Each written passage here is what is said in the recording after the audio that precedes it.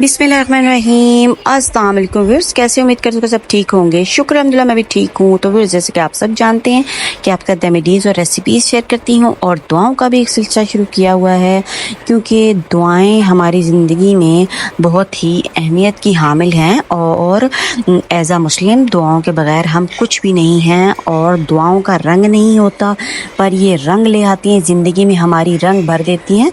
तो व्यूअर्स, हमें शुक्र अल्लाह ताला का अदा करना चाहिए कि अल्हम्दुलिल्लाह अल्लाह ताला ने हमें मुसलमान पैदा किया और हमारे लिए इतनी चीज़ें उतारी हैं, इतनी ज़्यादा दुआएं उतारी हैं। और अल्लाह ताला कहते हैं कि मुझसे मांगो, अल्लाह ताला को हमारा मांगना ही बहुत पसंद है।